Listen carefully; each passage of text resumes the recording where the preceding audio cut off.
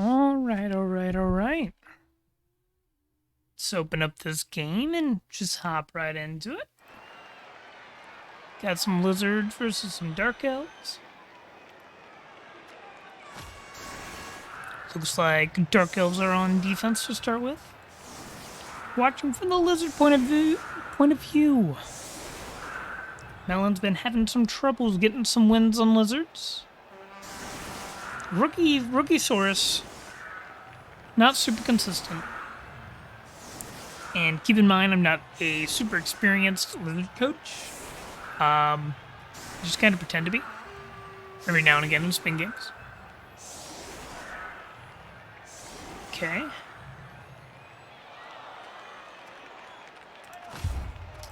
Okay, right out of the gate. Although this kickoff event happened, then we'll point some stuff out. Not huge on the setup. Right out of the gate. Right?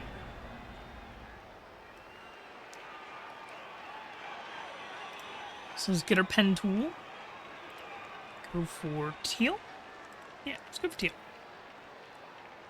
We're really not taking up much of the pitch, right? So right now we've got all of our swords here, Croxagore here, and the skinks don't apply really much pressure. Right here, if your opponent gets a blitz, you're really exposed. So let's pretend your opponent gets a blitz. And then they just bring this over here to mark the ball. And they come and hit your best skink, because that's 1, 2, 3, 4, 5, 6, 7, 8, 9. Yeah. They can, in theory, come and hit your best skink with something. So, your best skink is exposed. The ball's landed somewhere where they can get it. They can go down both sides. This is not a very safe setup for if a blitz happens. Also, you don't really have anything engaged. And generally what we're looking at with our offense is we're responding to the defense's setup. And right now, we've got a wide team. We should go a little wider. So what that would look like is get your 3 hits here. That's fine. And then go ahead. Bring this dude here. Bring this dude here. And that's much more defensive, and the rest doesn't matter as much. I like leaving a player back here in case you fail a block. So, leave like your Croxagore here. But what we're doing by moving players out on the wings like that is we're screening off. And that controls a lot more space. Like, it's much harder for them to capitalize on a blitz. Like, even if they go through a source. And it just keeps you covered in case a dice roll fails. Another thing, it also allows you to... You should be setting up your other source, so let's say this one right here. Figure out what you want to hit first. I would probably go after the guard piece. So, set them up over here, or like right here. Just be ready to take that blitz, because you really want to take a hit on this skilled player rather than just the rookies. Because you get down something with skills on it, you'll feel real good. Gets rid of a little bit of the TV advantage. Keeps your strength advantage high. It's wonderful. But it's not the end of the world. But you are just, point being, you're so narrow. If something goes wrong right now on a dice roll, like right here, if that dub skull stayed, you're in so much danger because the elves can just wrap all on you, get you tied up, and steal the ball. So that also comes down to turn ordering. Basically, you should go by an order of operations. First, you do your free actions. Try to write with a mouse. You do your free actions, you do your movements, you do your non-dice rolls. If you're playing something like vampires, you can do hypnogazes. So you want to be doing your free actions, things you're always going to do. Mind you, don't move players that might have a job later in the turn, but players that are doing nothing right now, like this skink back here, you moved it up here. Great, that's a great free move, because he was never going to do anything. Other than that, you could move this Croxagore and screen off the ball over here. Move this Source over here. Now you have a double screen. Wonderful. And then from there, save this dude. Maybe he's blitzing something. Save him. Don't use him. He's not a free action. So, use your free actions. Good use of action economy. Next, do your safe actions. Safe actions would be 2-die blocks with block, 3-die blocks, 3-die blocks with blocks. But not with loners. Don't do these actions with loners. Especially ones that don't have block or wrestle. So, you could also consider a 1 in 36 dodge a safe action, but that's up to personal preference, and it depends how much other stuff you have to do in the turn. So that's like safe with an asterisk. So like safe and like you're able to recover from. So like 2-die blocks with block is way more reliable than a 1 in 36 dodge. So I would even put 1 in 36 dodges a little bit later depending on what else you have to do. And then the real important part comes. You go with your like game defining actions. So your necessary. Not right in the whole word.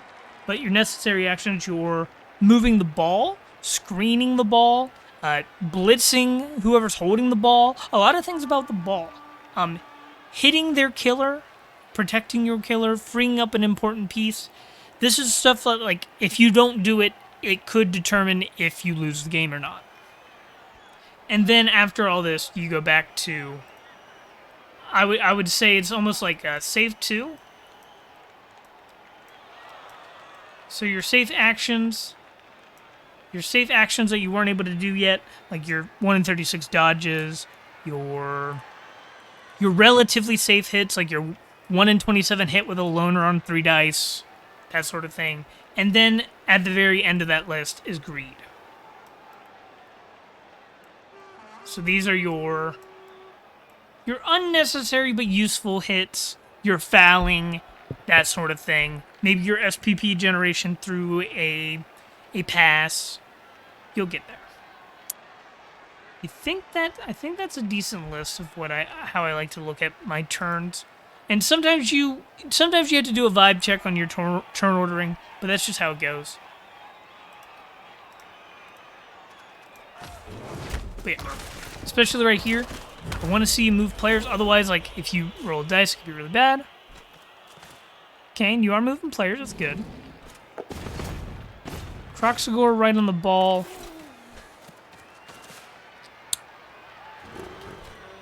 Okay. Bit clumped. We don't need this many people marking the ball. But the ball is screened off. It is protected. You have moved players, so that is good to see. You are following up the knockdowns. It's very good to see.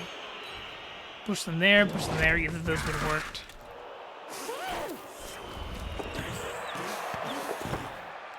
And that's fine. You're blitzable, though.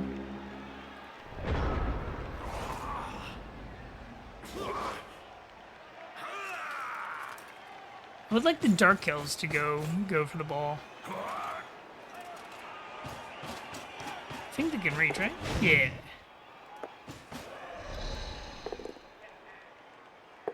Reroll that every time. Getting the ball down was very good to try there. So even though that didn't work, I think that was the right idea from the Dark Elves.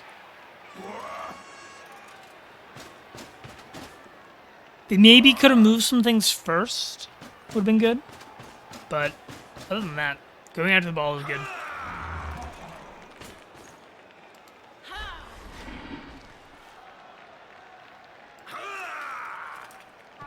Honestly, I wouldn't have hated a very aggressive basing style from the Dark Elves. If they wanted to, they could have slotted in the guard here, brought a player over here, and like tried to force something that way. But in that case, it just gets the guard piece just gets punched by the middle Saurus. Wouldn't have been horrible though. Okay. Okay, and here's instantly a concern. This is a based cage. So your cage corners are marking enemy players after being activated. Based cages are exploitable. So right here, this player can take a hit, and they can make it a 1 die, most likely, maybe. But even if it's just a red dice with block are not that scary. That's a 1 in 9 to fail. With a reroll, that's a 1 in 81. Get a push, and this is a blitz on the ball. Same thing over here, but not with block, so this one's not as concerning. But just be aware that this does have the possibility to open you up to a blitz. And a little less so lizards than anybody else.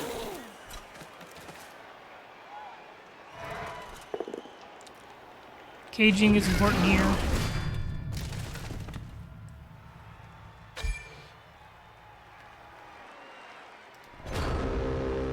I think we should have blitzed this player first. That would have been good.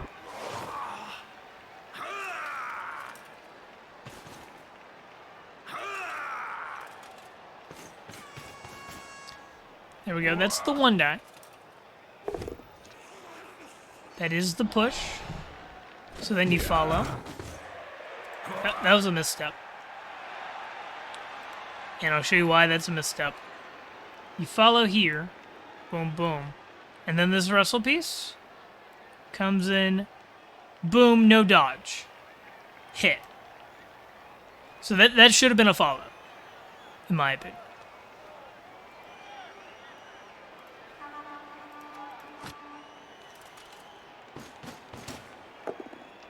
No, this should have just been a hit on the ball. I think the Dark Elves missed a very big shot on the ball. Because slowing down lizards is good. Make you panic. It forces you to score quickly. If you score quickly, the Dark Elves have a chance to counter score or punish a mistake you make in your haste.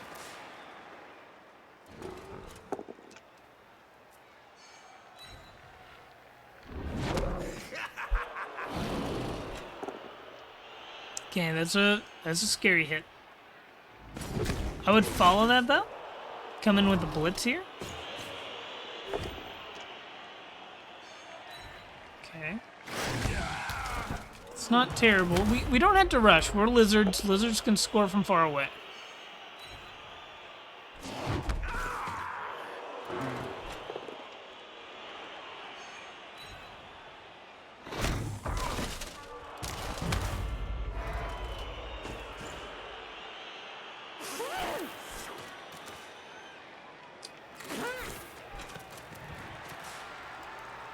Okay.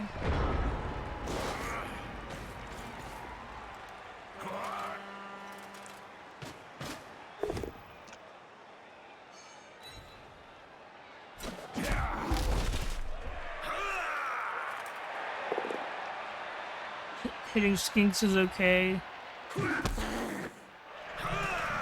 Dark Elves missed another chance on the ball though. Just 1 die, go for a push into blitz on the ball.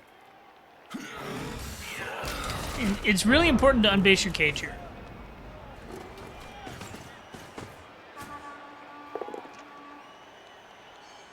This does not unbase your cage.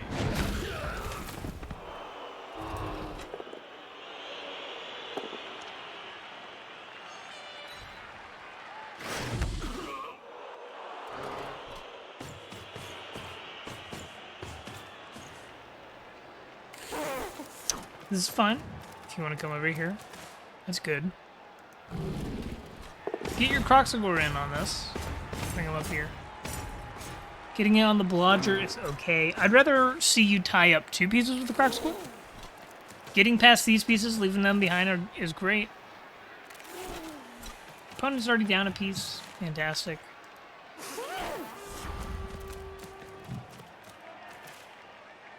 I will say one thing is, again, I'd like to see you take up more space on the pitch.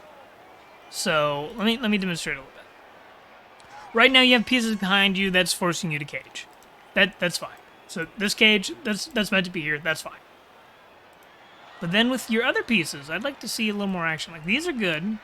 These are buying you a little bit of space. What's this player do? This player's not doing anything. Let's get him. Let's just say let's get him right here, right? Get this dude over here. And then, like, these skinks, put one right here if you're going to mark them on the ground. Put this one, like, over here. You know.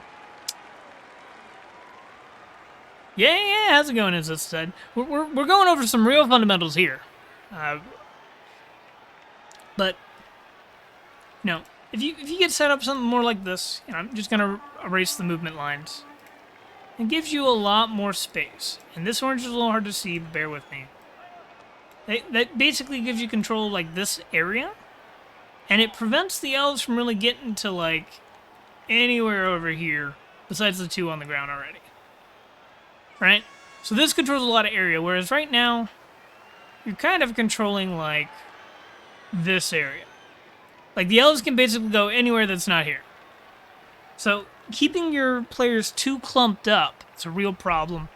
And you'll even notice, like, in some games we watch, like, people really, like, more experienced coaches avoid full cages as often as they can.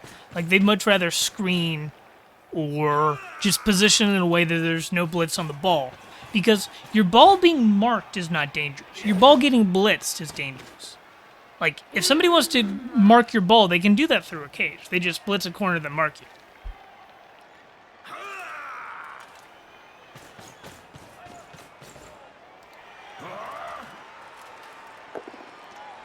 Oh, good. I'm glad it's been useful so far.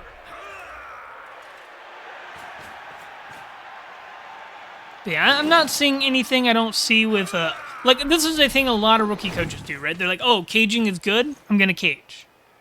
And then they cage, like, back in their own end zone right here, and it's like, it doesn't protect the ball. But this is not a case of that. This is the Dark Elves have been behind you the whole game. So this was a cage that was important to do. But the rest of the players should have been a little more spread out.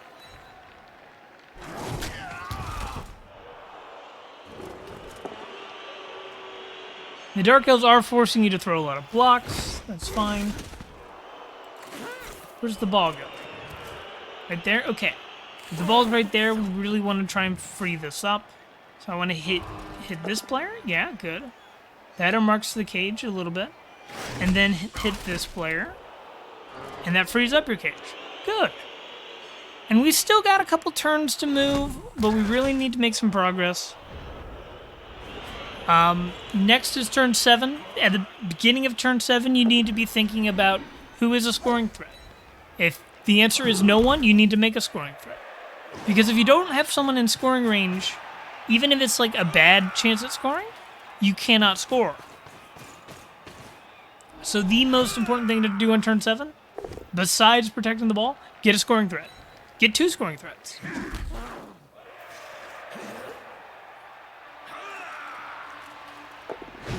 Okay. A little chain push. Sneaky.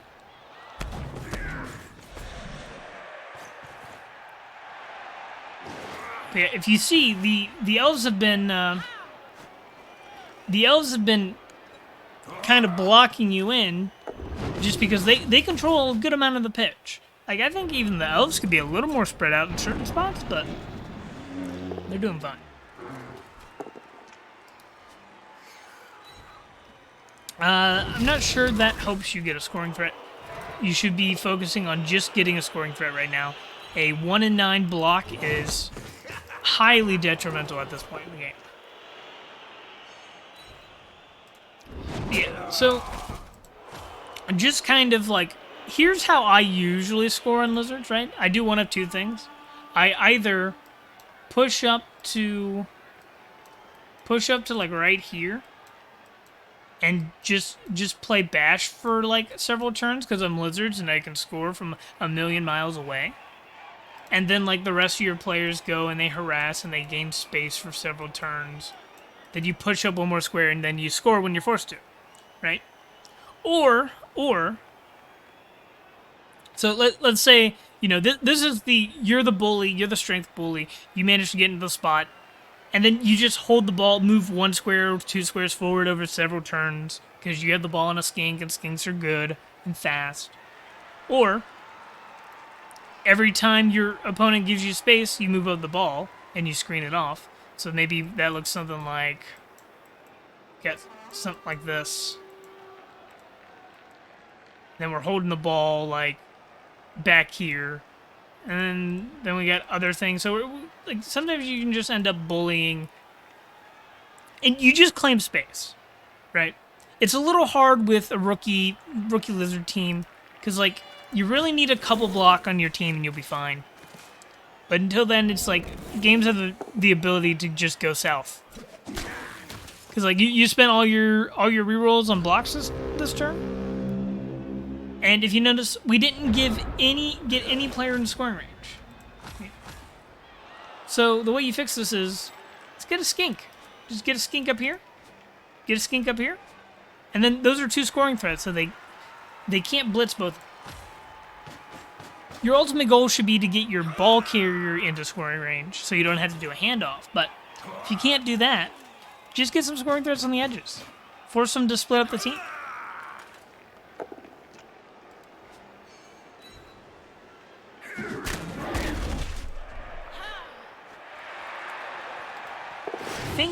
I think this half is about done, though. I don't think there's much more to say, because everything that you could have done different was in turns before this. So we're gonna skip through to the next drive. That's unfortunate, but I think that's usually just not supposed to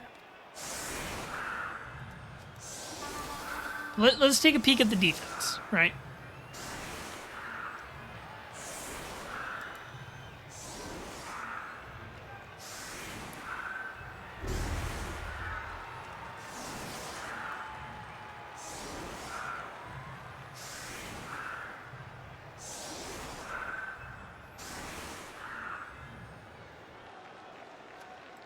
Okay. See, is this the one you locked? It is. Okay. On lizard defense, you can pretty much go cookie cutter, right? Hey, Elliot. I basically like... I only like a couple defensive setups from lizards most of the time. I almost always put the Crocs on the line of scrimmage. You're going to end up putting strength players on the line. I like to have that strength 5. He's a good piece, he's hard to hit, and he's got thick skull, so it's hard to break armor, and if they do break armor, it's hard to send him off. And also, just 4-5-4 on the line, strength-wise, is really good. So I like Crocs on the line.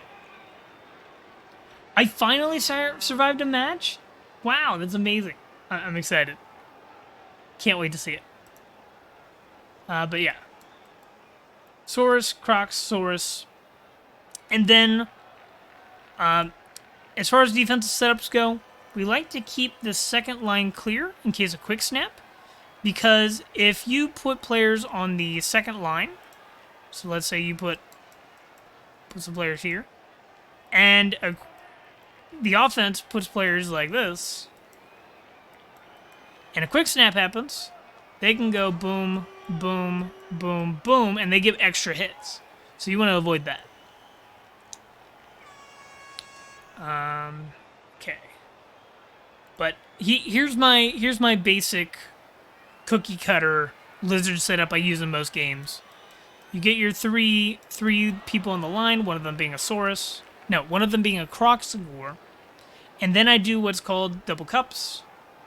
So we have a Saurus, Saurus, space, Saurus, Saurus, skink, skink, skink, skink.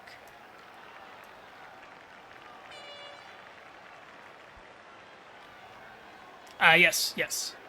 Exactly what Incesticide said, and yes, I believe this is a college game. Yes.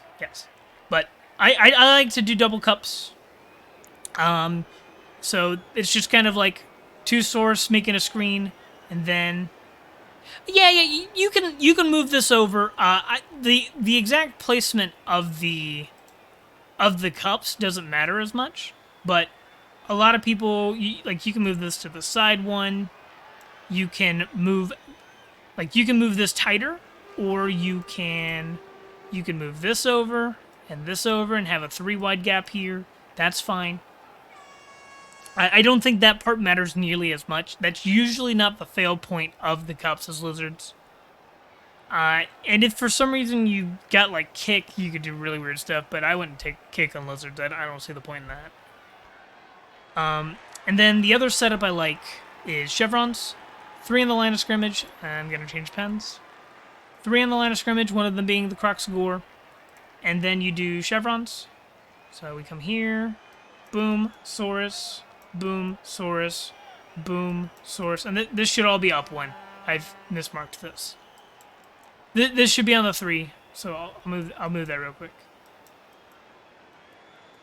Like, get your Saurus in a 2 wide gap. And this way does expose your skinks more. So this is why I like doing the cups. Then skink, skink, skink, skink. And this protects the sideline. There's tackle zones here. Tackle zones here. Strong strength in the middle, so it's hard for them to break through there. But it does expose the 2 skinks on the side. Those are generally the systemic defenses you can do on lizards, because defense is pretty cookie cutter. You can basically do 1 or 2 defensive setups for every game on different teams and be fine. Like, that's why you see the boat, the little smiley face on a lot of teams, because it accomplishes its goal of protecting 5 players. And whereas, like, offense, you're always responding to your opponent. You're responding to their defense. You're responding to their skills. But on defense, you just go for something tame and useful. And here, where we're not spread out, we're just gonna try and run it down the side, get a quick score, and that probably wins them the game. There's a lot about learning Blood Bowl that's more than just like, what do I do on this specific turn? It's more of a, I think getting good at Blood Bowl is less about doing the right thing and more about having the right thought processes. So even if you fail, was the action you took correct? Who knows? The only way to tell is, like, what was your game plan? Did it cover your success states, like, the success state of get me higher odds of winning the game? That's important. But was also the failure state good enough? Like, oh, if this fails, I lose the game and 50% of the time? Or is it, I'm going to risk a 10% failure to win the game 100% of the time? Success states, failure states, just lots of buzzwords. Oh, that was an accidental dodge. I'm not gonna knock you for that. That looked like an accident. That looked like misreading it. That's whatever, that happens. And misclicks happen. Misclicks happen. I think that was just a misclick. I think the reroll is a little wild, but double down on the mistakes, right? I think normally this is about what you'd be at if that reroll didn't fail. Wait, you don't need an assist to get the splits. You don't need an assist to get the splits. You could have just blitzed them. Yeah, it was a misclick? Okay. Croxagore would have gone and marked the ball, that would have been fine. Stunty marking the ball, that's fine. Doesn't really accomplish much, it just forces a 1 in 36 dodge or a blitz. Steam Deck fail. Okay, okay. I understand.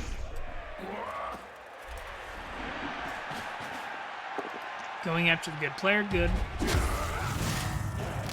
One question about the Skink's position? Yeah, what question?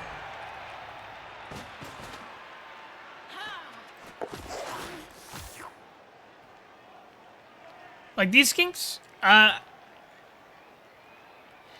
No, it doesn't really help here, because if we put one in front of the other, there's just a gap, right?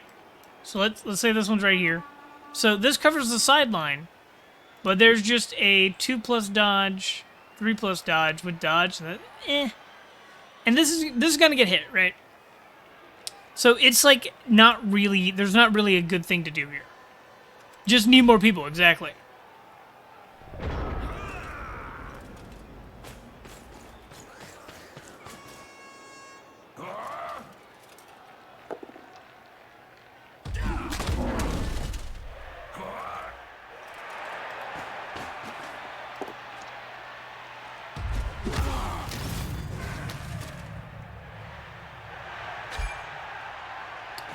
see where we end up.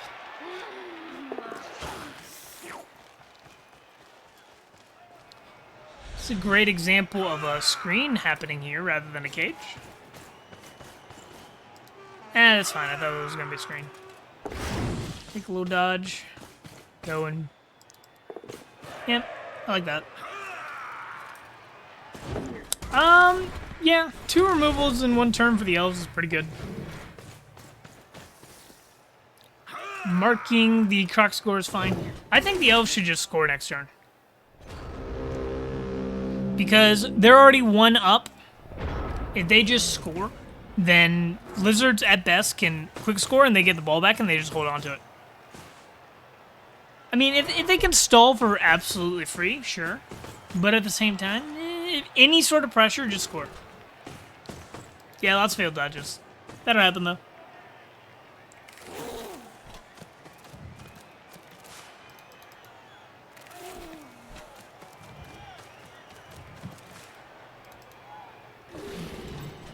I think this Saurus should come and blitz here and try and box this in.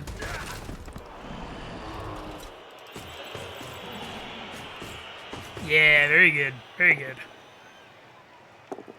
It's unfortunate. And I don't think you mark here. But they would just dodge through it, so it's whatever. I think it's irrelevant whether you mark or not, because they are going to have it. It's going to be super simple to get out anyways. Marking might be your best chance. I don't know. This does force a 1 in 9 block, that's for sure. No, it doesn't. There's the recipes. I'm good at this game.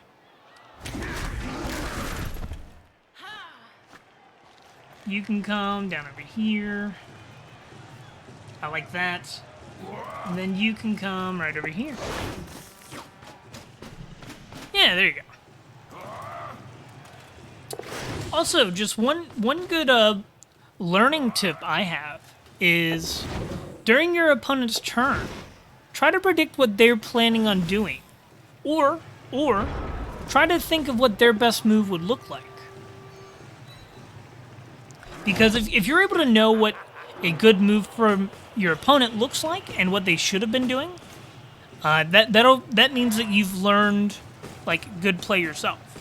So if you know what your opponent's going to be doing, you'll be able to set up better and anticipate a little bit more, prevent some mistakes, and learn a little faster. At the same time, don't get so caught up in trying to demonstrate your knowledge to yourself that you forget like what you're trying to do in the game. So many dub skulls this game. Have you tried rolling pals instead? Rookie mistake. Rookie mistake. Whoa. Skulls for the throne of skulls. Exactly. And then I'd probably score here. I don't think that there's an easy way to prevent one of these from having a hit. Just go ahead and score. Or take dodges. Dodges will be fine too.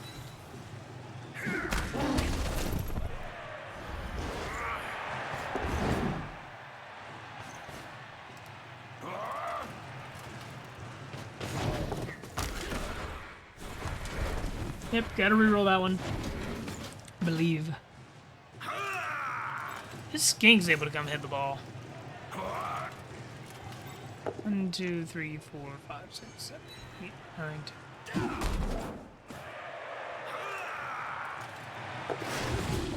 Hey, Glava. Yeah, this match. Fortunately, it's just simple concepts to improve here. I don't think there's anything super egregious. It's the Delve coach is your mentee. Well, they're doing decent.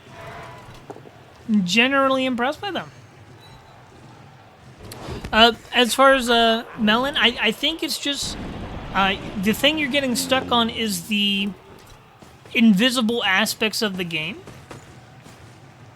So, you know, the positioning and the understand of taking up space, those are like hidden aspects. There's no like explicit display of them in game.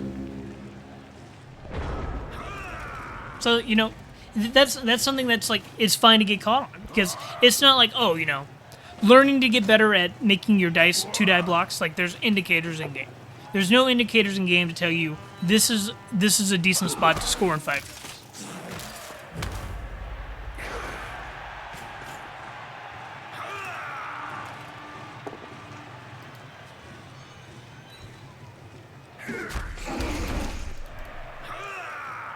Yeah, this is a good stall.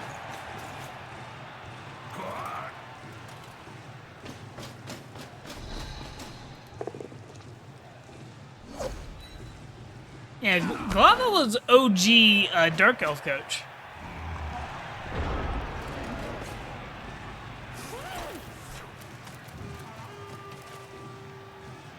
Glava was like maiden voyage of Rookie Spotlight. Dark Elf coach.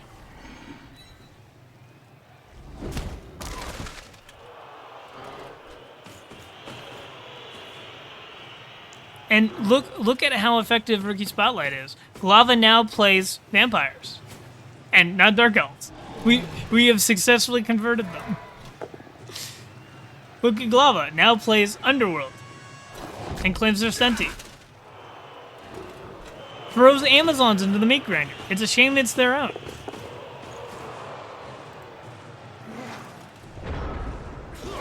Glava's vamps actually are doing really well this season.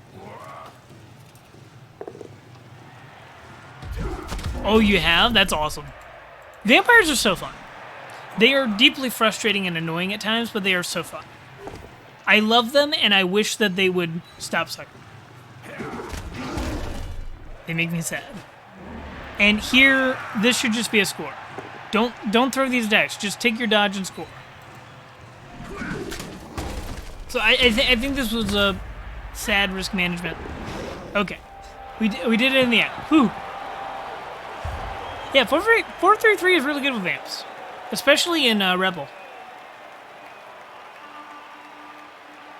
I think Rebel is a very hostile environment for not easy vamps.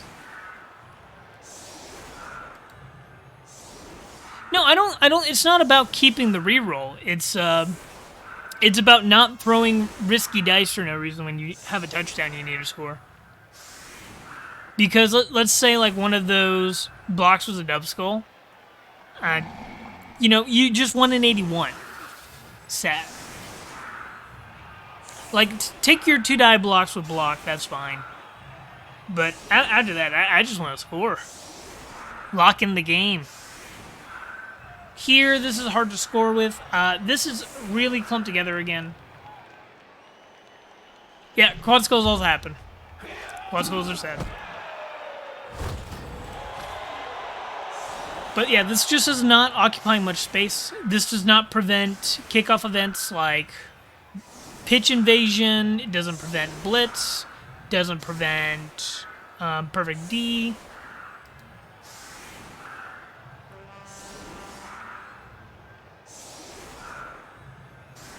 But again, space control, spread out a little more. Get your Croc score on the line on offense and defense, I think. I think Croc score is just want them into contact with multiple bodies early. Delves have gotten some perfect defenses, but I don't think the Delves have been given like the game on a silver platter.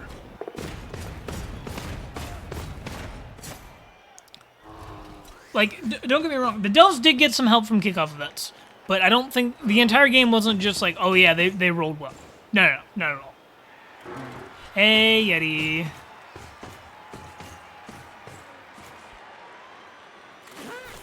But I think I'm gonna skim through the rest of this match so we can get to another one. We've got all of our players back here. They're not really gonna be able to do much. But if you're just saving your players for the next game, that's fine. And we are not in scoring range. This skink has to go and be our scoring threat. Okay, not in scoring range, cannot score. That is the game. So, let's go on to our next game.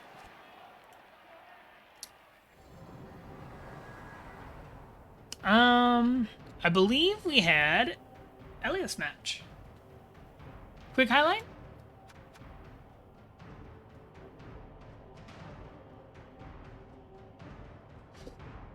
Eliath.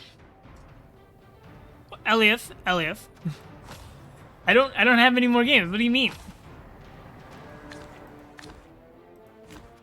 Is it this one?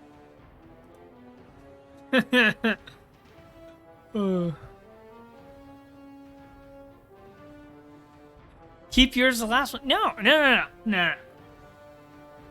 Yeah, the main thing that's just unfortunate. You don't need to surround the ball so much. That just gives up a lot of your positioning. If you really need to pick up the ball, you throw a reroll on it. That's a 1 in 9 to fail. So if you fail multiple 10% in a row, like, that's just unlucky. Try not to let bad series of dice influence what you do. Oh, you had to get your girlfriend from work. Oh, okay. I'll go to another game. You've convinced me. Very well. Let's look at Taba's game. Taba sent in a game. And this is a main league game, not a rookie. So we're just looking. We're gonna find some good examples of things. We're gonna find some interesting concepts. This is gonna be a lot less fundamentals than the other game we looked at. We're gonna go to added skills because otherwise it gets lactic. And Taba's amazing ogre. Lodge Firm Pro. Guard, amazing. Blitzers are good. We got an okay thrower. It's got Sure Hands. Sure Hands is good. Some linemen. Versus some disgusting orcs. Like, Rotru is hilarious. Grash is hilarious. This lineman is, like, on crack. Black orcs are super developed. Yeah, this is a very big orc team. And Taba's a pretty good human coach. Yeah, this is an intimidating orc team for anybody to go against.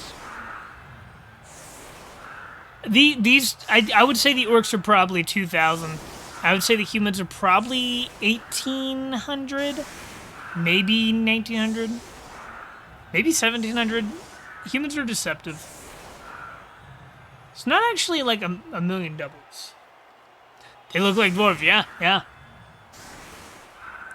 It's basically the ideal body of the orc team. Like green dwarves.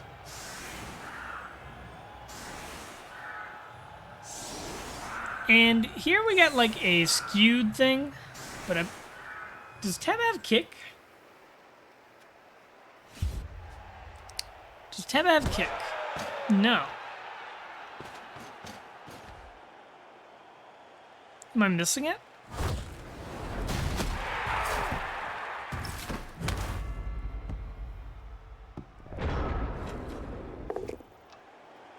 Maybe Teba thought they had kick.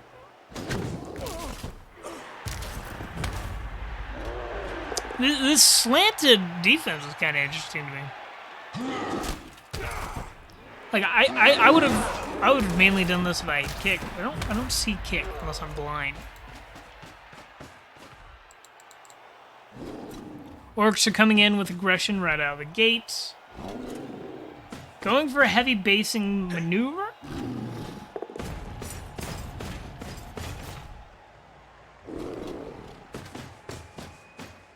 They are really basing that thing.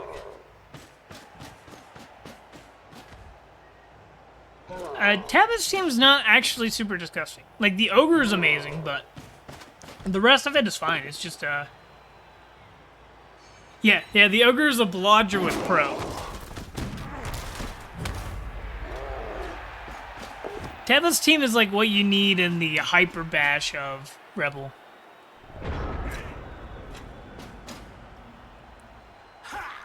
Taba will be going for the hits. We get a chain push. Pro failure. Ogre.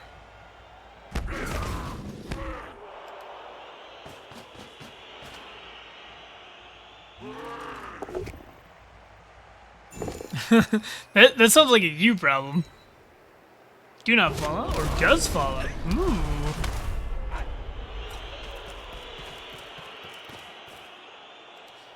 Man, this is like super interesting. You gotta take that dodge. Is this a catcher or a lineman? That is a catcher. Strength 2.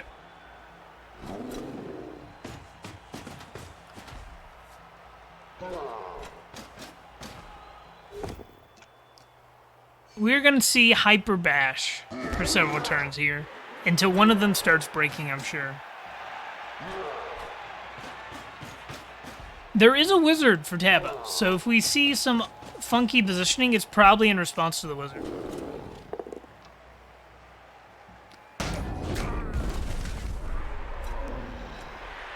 Tackle to the face.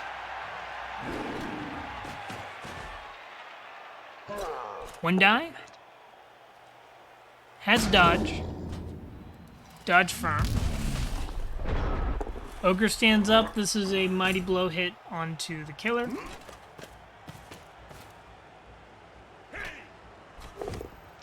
For a chain push.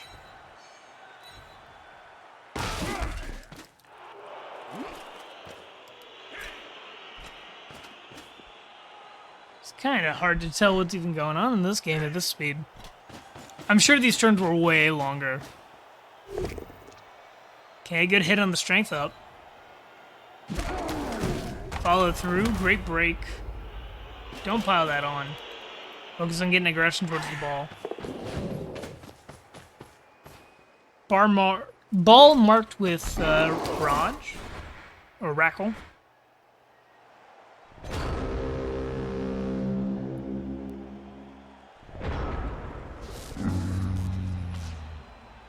The what? The Dewoki?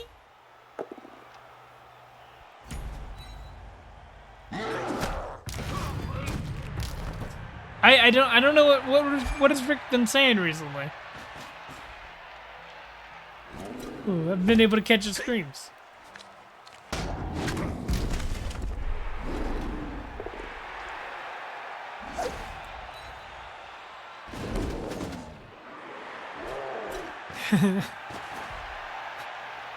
Dewoki.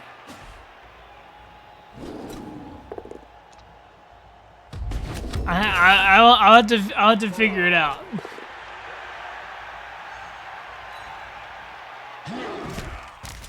Okay, and orcs are getting everything balled up. Humans are getting removed. Sadness. 2 down.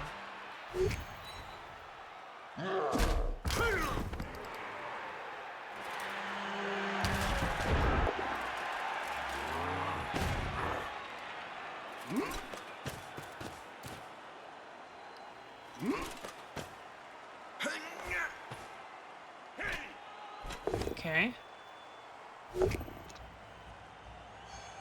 Ooh, reroll to set up a blitz, right? Pro hit.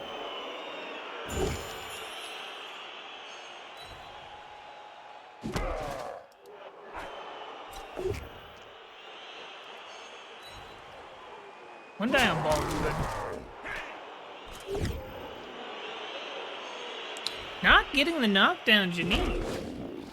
Even though you're like needing to get pals, because all of these black orcs have fucking dodge.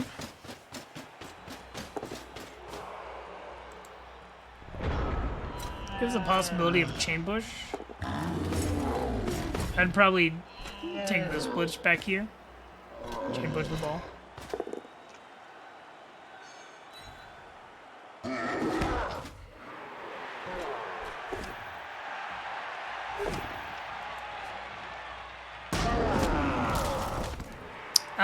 I'm not sure I agree with these hits from the orcs. I think that we could have freed up the ball and prevented any sort of wizard shenanigans.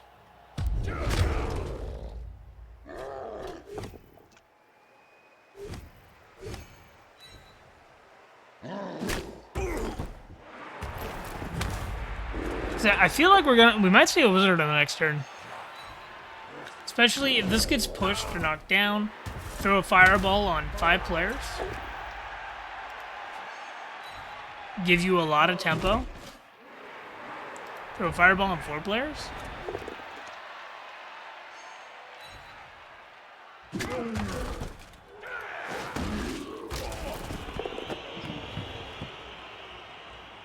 Okay. It's not where you wanted to scatter. You wanted to scatter up this way. You can't really control that.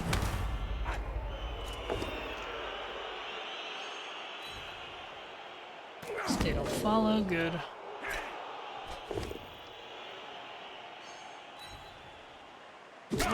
And then are we scattering the ball?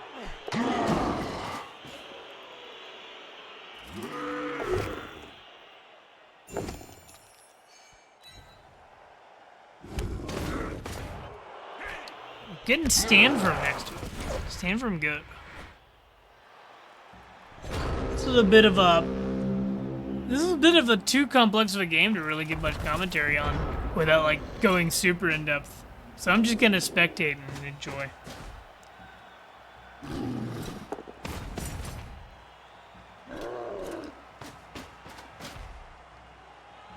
I do think the Orcs' base strategy has lost them the ball, though.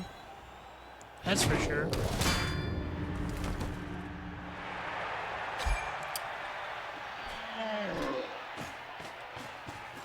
Yeah, take your time. Take your time.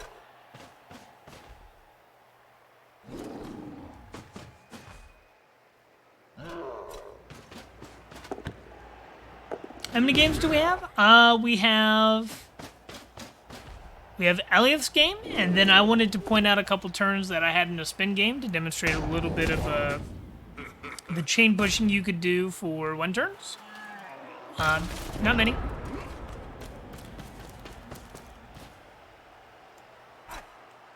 If you have another one you want to throw on, you can send it to me. Or if you were just asking for duration of the stream wise.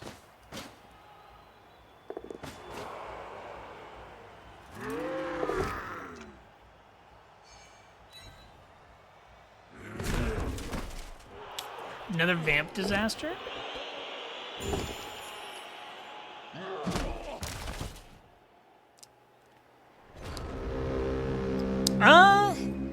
If we need it, I'll take it.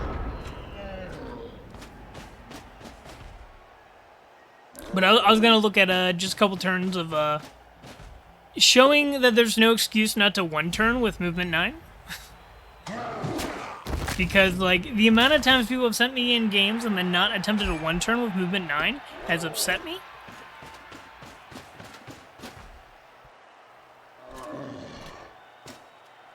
Orcs really getting bailed out by the Mighty Blow hits.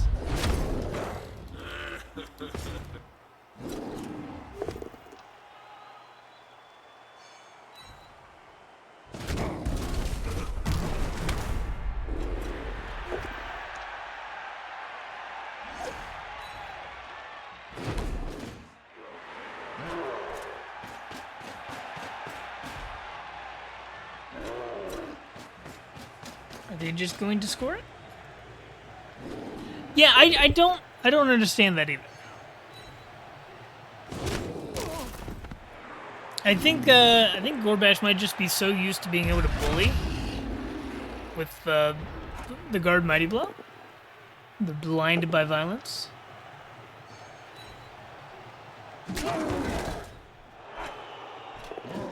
The ball's not even safe. There's a hit on it.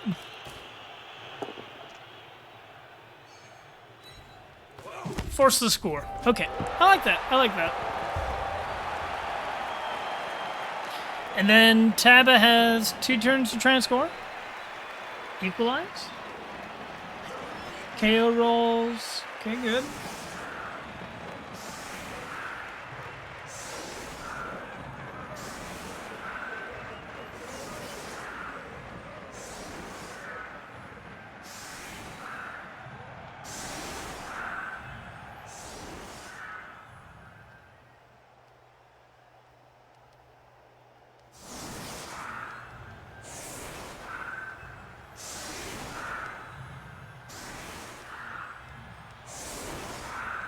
quick snap would be massive for Tabba here.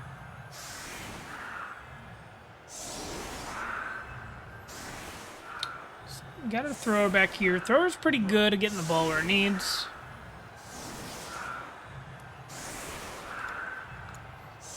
The big problem is humans have to trust in a lot of 1 and 9s.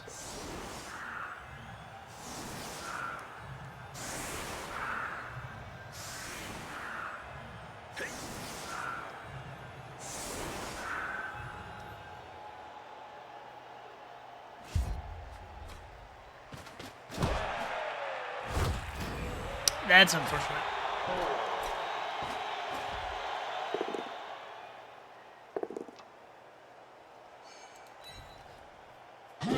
Yep, take care, Bob Nut.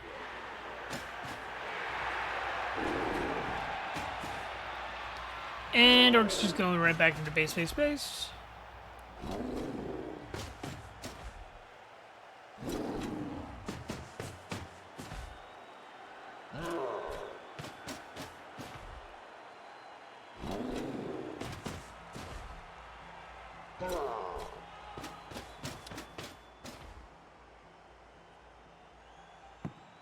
They probably actually just opened up a pathway here. Because, yeah, this is a dauntless hit. Okay. Stay, keeps the pathway open. Get some movement in here. Some people get someone in scoring range. Someone has to get scoring range somehow. You can come up this way and get in scoring range.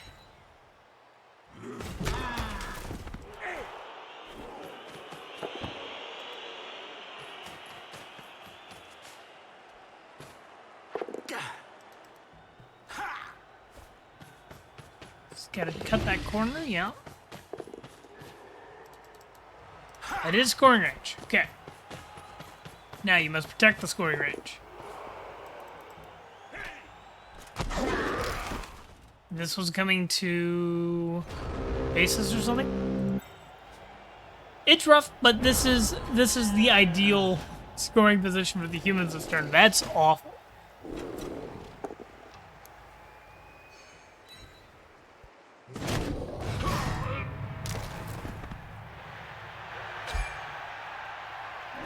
Might be able to do some chain push stuff.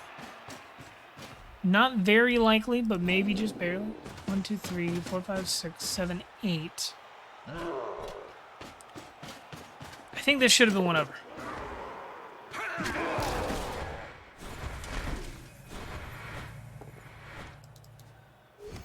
Okay. That's still scoring range, I think? 4, 5, 6, 7, 8, 9, 10. Yeah, that's scoring range. Okay. I have to get the ball to him, though.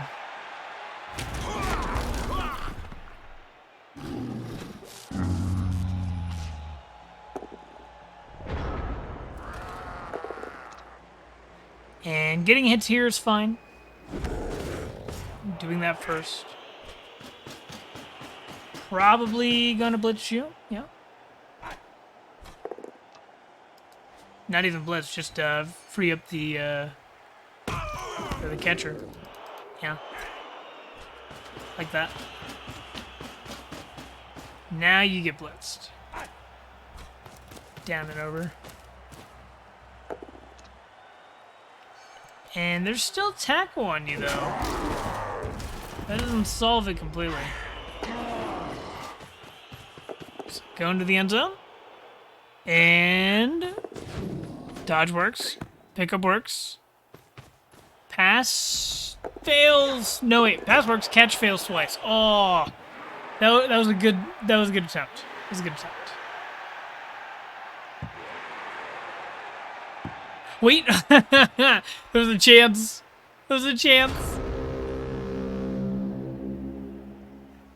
That bounced into their hands. Would have still been a touchdown. Oh, sad. Skipping setup.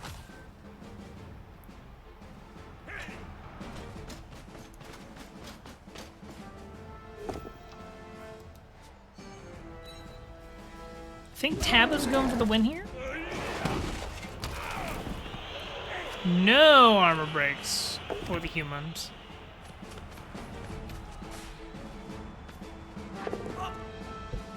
Yeah, that Orc Blitzer is insane.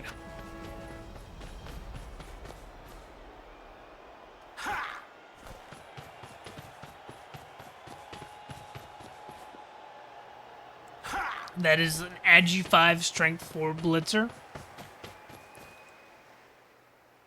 Absolutely diabolical.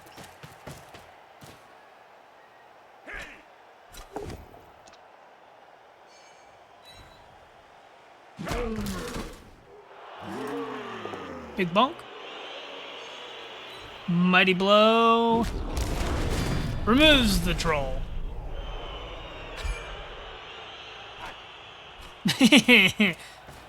Agi 5 Strength 4 players are for noobs who can't play the game. Yeah, that's why I only play vampires with Agi 5 and Strength 4. And a Strength 5 Agi 4. Because I need the help.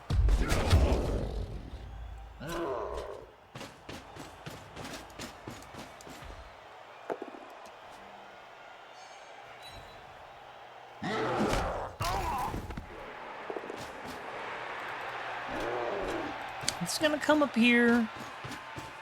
This is still scoreable. This catcher can just be handed off to. I wonder if Tabba's going for the win or going for the jump. Both are understandable here, if you ask me.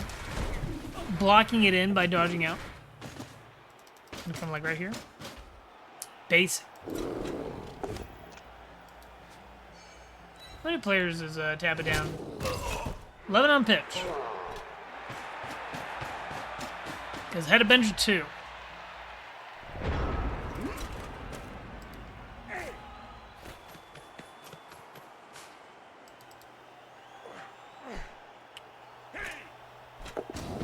Okay. Dodge blitz. True reroll. I think the idea was to knock you down, go through this gap, maybe? I do not know.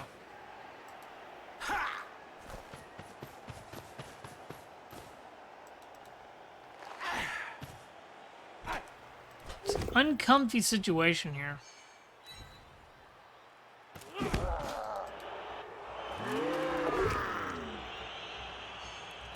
That's uncomfy as well. Do not like giving the wrestler a... We should have punted. What? There's an Agi 5 player on the other team. What do you mean? Why would you punt? Guava, the solution's not always punt. I know you want it to be.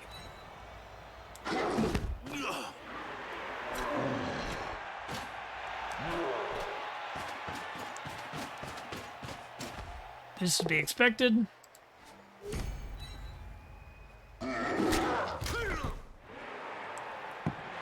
It is a contested ball.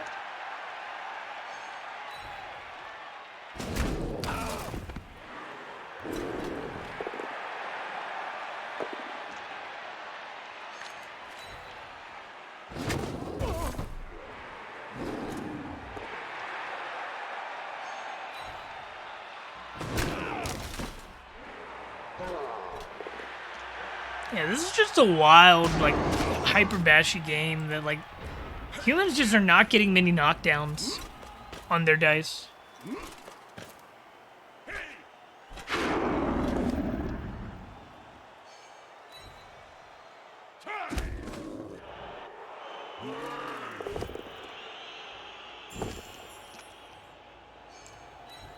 Ogre doing God's work, though.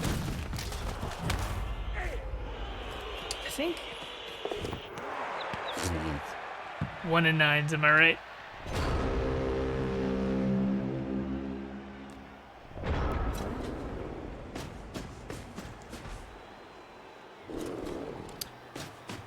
I'm getting hungry over here. Got some soup I need to eat.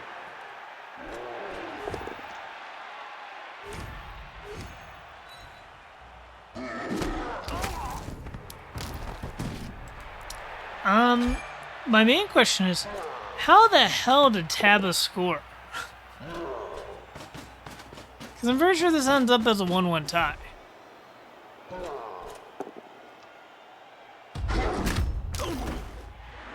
So I'm looking. I'm not sure how you do it from this position. Down 2 players on pitch versus down 1 player on pitch. Down 3, down 1.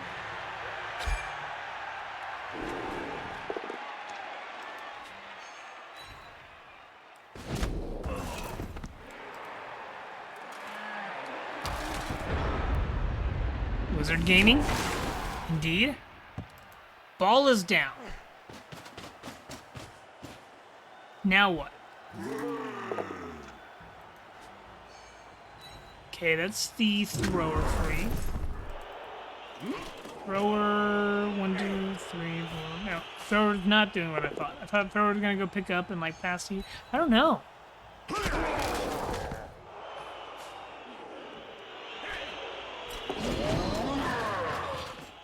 Oh, is this like the big boy pass? Please pick up the ball.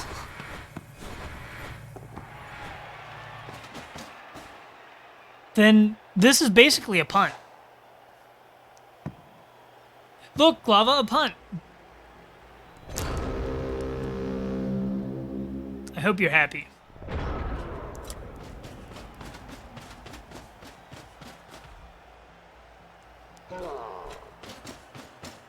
Oh, you've already seen this game, I'm assuming, then.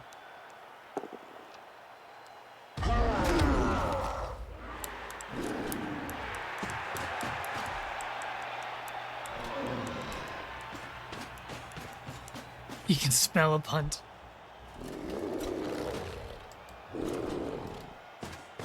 I'm not sure why the Orcs didn't, like, pick up the ball.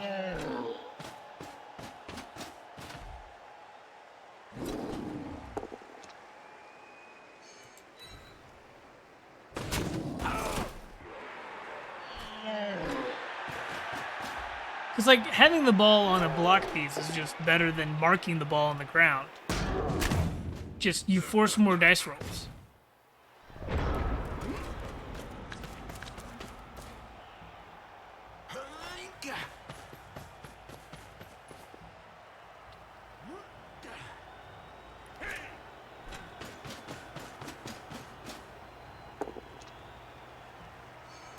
And you pile this on every time, I think.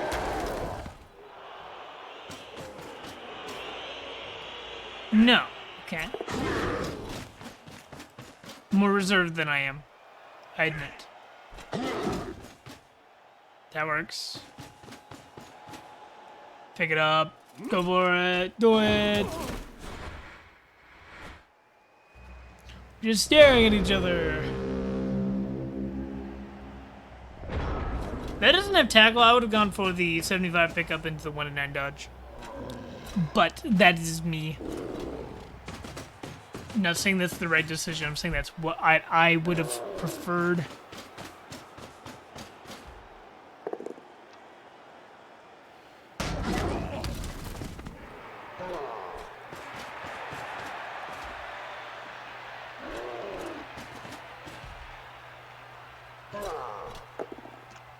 Okay, what? what is this? We're just gonna scatter the ball. Like, right?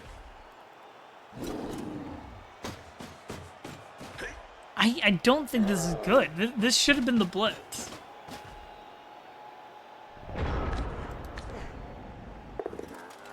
What?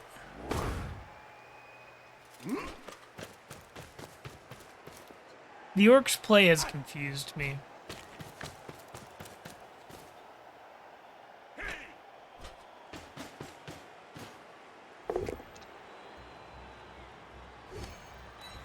Jug's good.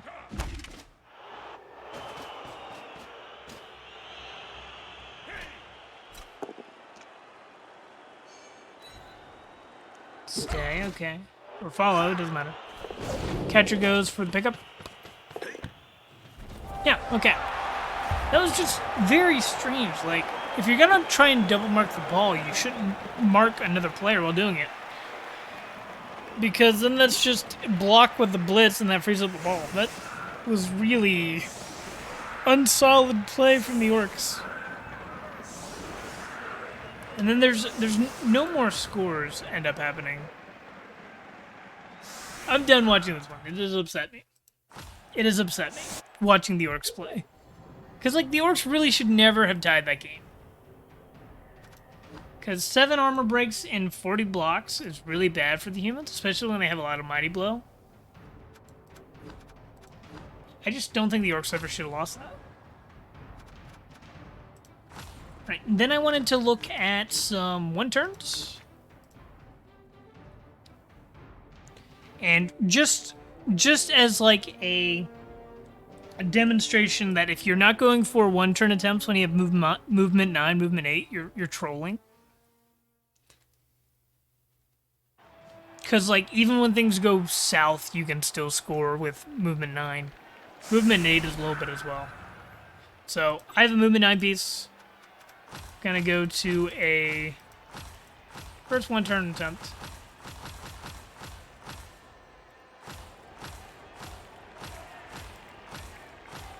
I get forced to score super quickly. Lizards, get the ball. Get the ball down. Get the ball stuck. And then the Lizards score on their turn 7.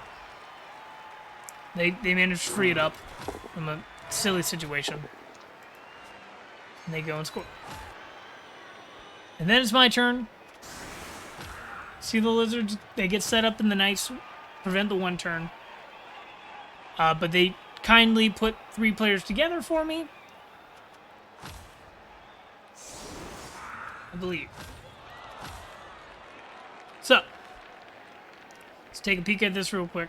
Is this actually going now? Or am I still moving pieces? Still moving pieces. Okay. But this is just one example of chain pushes able to be used for movement 9. So, here's how I always look at it, right? I always say, hey, this is movement 9 plus the GFIs, movement 11. I need to get 2 pushes. And they need to be 2 real pushes rather than 2, like, not real pushes. So before this turn, I wanted to push this player into this one. And I've made a box here. Made a box here so I get to choose the push direction. So I push into my scoring threat. Who goes here? That's 1 push. I need 1 more push with movement 9. And where was I going to get that? I was going to get it from this player being right here. Yeah, it is a double box. It is a double box. But this lizard's right here. I can get a push here. I can move this player. So let's imagine this situation where this is here, player there, player there. I was going to bring this dude right here. Boom, boom. Then hit, chain push, scoring range. That was my plan.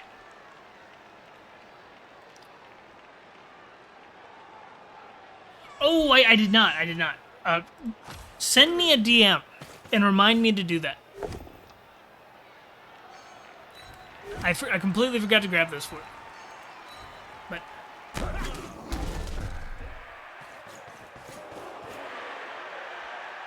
But I got a knockdown here, so I wasn't able to do it the way I wanted, right? I wasn't able to just take this push here. But it's okay, I had a backup plan. This is why this player wasn't based. I wanted to be able to choose where they went. So I went with my backup plan of getting a push this way. So I go, box here, get a push, into T-shape, get a push, boom. And I also have a chance to remove a GFI here. I wanted to take this block hit first, though, because I have no rerolls. But then I remove a GFI with a knockdown. So I remove the dodge and the GFI. and I had this player back here. This was because if I had a really deep kick, I wanted to be able to do the pass and handoff with pass catch and then handoff to catch.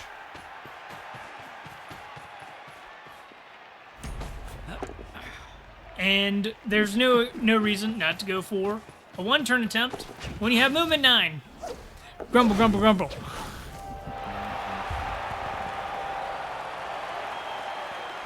Looking at you, feller. Strange feller, not going for your one-turn attempts. Yeah, it was a good one-turn, and that didn't take a reroll. But now, it's the lizard's turn, and I'm not going to lie to you. I just forgot it was turn 8. I thought it was the start of the next half. So I was set up for like an actual play. Oh yeah. The recovery was great. But that also goes to show that if you group up your players right next to each other, you're giving your opponent the best chance at a one-turn. Because there's so many more chain pushes you can do if you have 3 players grouped. So to prevent one-turns, you really want to separate your players. So like here, here, here, or at least 1 tile gaps. But here, Scrubin goes for their one turn. And because I did in fact give it to him. So they have a movement 9 as well. With sprint. Basically an adding. They do make a mistake here though. Pop quiz, does anybody see the mistake? Anybody see the mistake that's able to happen? If you said their handoff is going to be too far away and they're stunty so they can't really pass, you would be right. Because this is 1, 2, 3, 4, 5, 6, 7, 8, 9, 10. They would have to get here to do a handoff to this skink. They're not going to be able to. And this bad boy is going to be pushed further and further away and force a throw rather than a handoff, which you really can't do with stunties. But this is also a really good attempt, barring the landing location.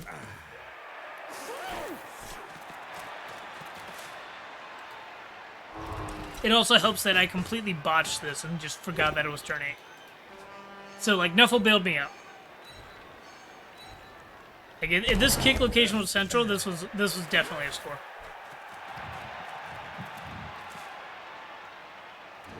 See? Just do your boxes and T-shapes. Here, this is going to be T-shape into T-shape. So we get a push, go straight, form another T-shape, push skink here. And ideally, that should have been a push here. We could have gotten another push to push the skink central, maybe. Do a handoff. It's hard to say. But then this is the part that's, like, really sad. Skink's forced to do wonky pass. Pew!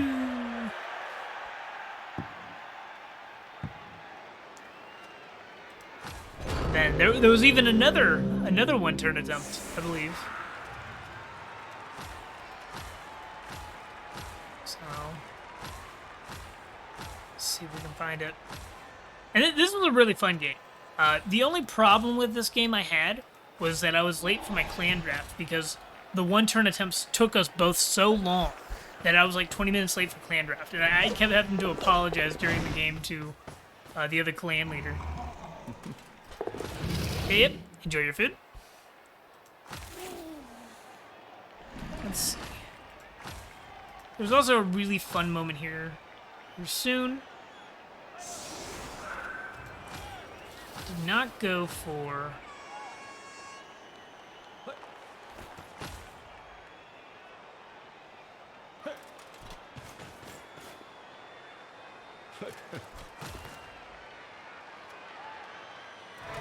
Okay, and I think it's right around here. I go for a long pass, 4+ with pass.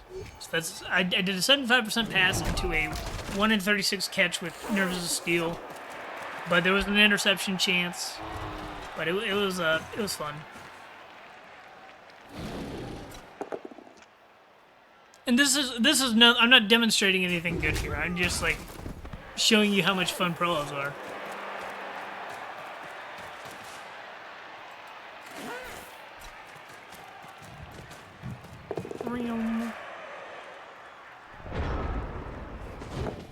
And then I wanted 36, let's dodge. And then I was sad. I was like, oh no, I'm gonna lose the ball and lose the game. Something very sad. Because if I lost the ball here, it was gonna be really difficult to win. Not because of anything other than I would be forced into a one turn to tie. And I couldn't force the score, most likely.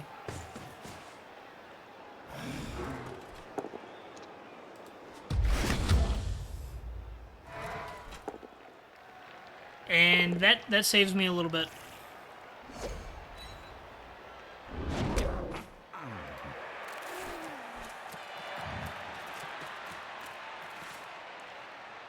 I can't remember what it is that happened with the lizards that caused me to have a chance to score here.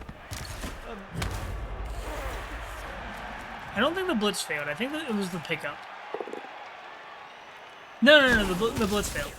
Well, not like super failed, but made it rough. So then I think that I dodged off my sidestep.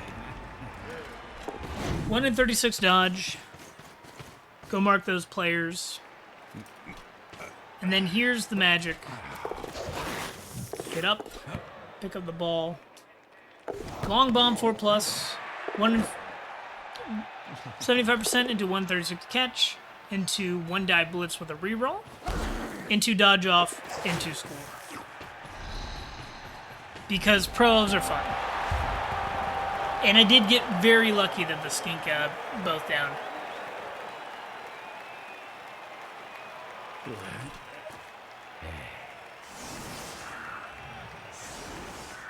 Then I think the lizards go for one turn again. Let me see. Yeah, lizards set up for another one turn. But to prevent it, I've put a sidestep here. But the lizards, they've got a plan in mind. They're looking at this player here. They're gonna go boop, boop, boop, boop. Let me redraw that. Gonna push here into here. There's gonna be a player here. So that's their first push, and then they need one more, which they get from back here. So then it would be boop, boop, boop, and that would be their ability to score.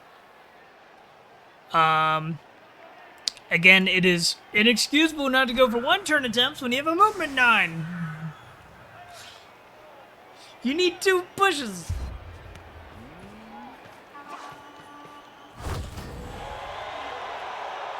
But I get a blitz. So I get to be nice and safe. Just punch one thing and boom, I'm good. I'm set.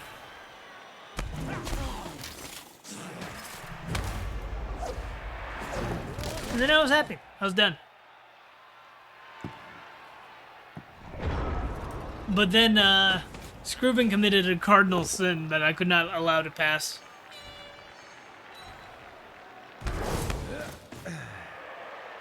He attempted to foul my blitzer.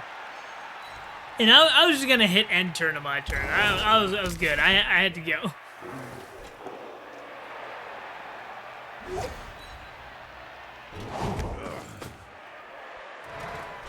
And I think... No, I still have my Appo. He did not miss anything major. I was just demonstrating a pass play I had that was fun. It was made out of desperation, but it was also fun. Look at this. Look at this shenanigans. You dare to foul my blitzer? How dare you, sir? How dare you? Like they were fine, but it's the principle of the matter. I can't let somebody get away with fouling me on turn 16 just because, like, you lost the game. So obviously it's like, oh, I've already won the game. I don't need SPP. I've already got some levels. I had to demonstrate that that is a cardinal sin and that retaliation is to be expected.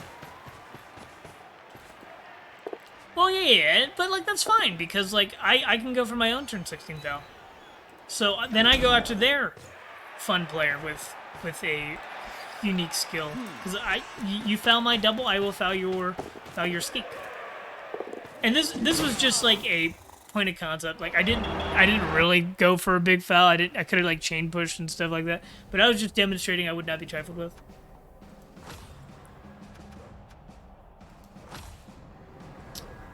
And then we have Elias. Regardless if Elias is back.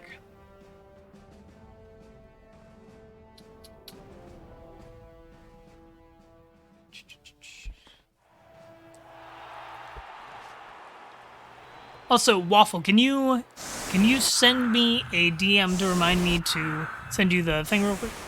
Because I will forget if I don't have like a glowing red indicator in my messages.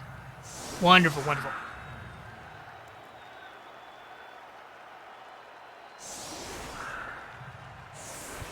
Okay. So what exactly do we have going on in this game? Let's pause. Let's take a gander.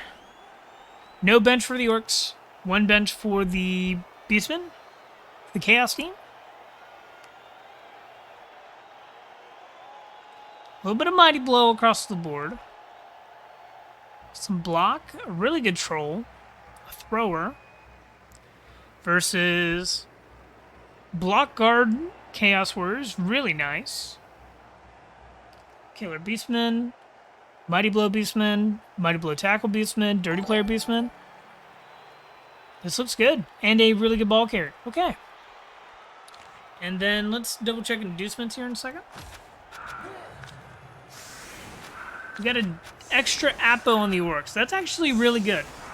I think that's actually a good pickup. Because it keeps your players safe and allows a power Apo. And you only have 11 players.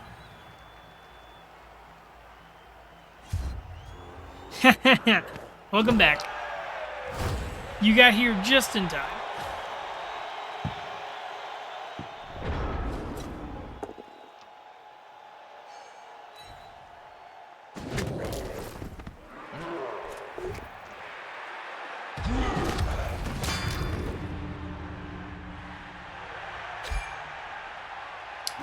Yeah, Power Apo is using your Apothecary on a player that you wouldn't to preserve them, but instead to try and keep them for the game.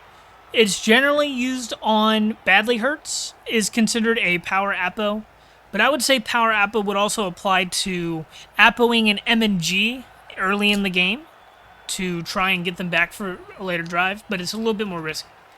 Generally, though, Power Apo is badly hurt into no casualty. It's a very good question. Because I had a similar question when I first started. So anytime there's a terminology question, go ahead and ask it. That's a wonderful question. Yeah, but like badly hurt, you can take the non-reroll. You can take the original injury. So you don't have to take the new injury. Yeah.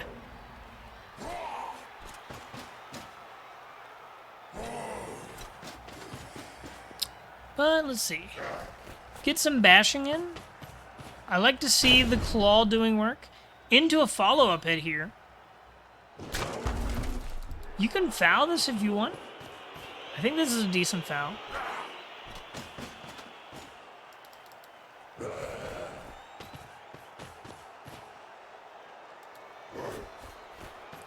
A badly hurt is always turned into no Kaz, and KO is always a stun. No, badly hurt, actually, you still have to click no Kaz, I'm pretty sure.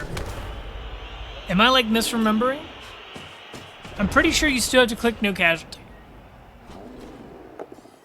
KO just gets changed into a stun without clicking anything. It does actually still do the roll, though. It's kind of funny.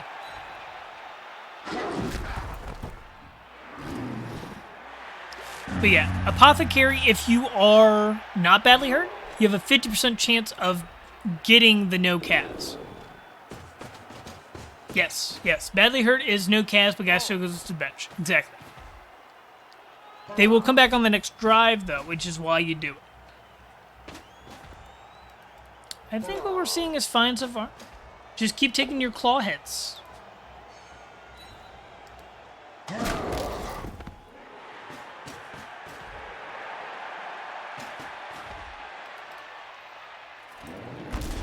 And I don't hate a foul here, honestly. There are 11 players on the enemy team. You have a backup. This is a positional. Consider taking this foul. Whether you do or not is personal preference, but you have so many players here right now.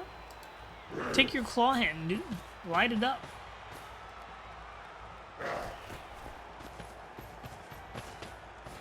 Okay, good. I don't mind a reroll there. Unfortunate that that did not pan out, but...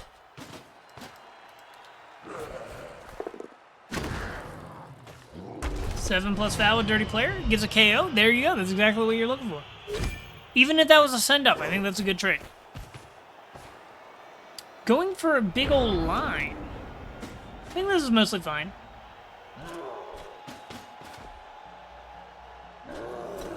Yeah, 4-3 reroll is for green. And honestly, like, rerolling hits with a claw piece as chaos is actually one of the best uses of a reroll. Mainly, I like to save it for really big hits or ones that keep the dirty player safe. Not the dirty player, the killer safe. Because you could either reroll the dodge or reroll the hit to keep them safe. Does claw apply to flat fouls? No. Claw only applies on blocks.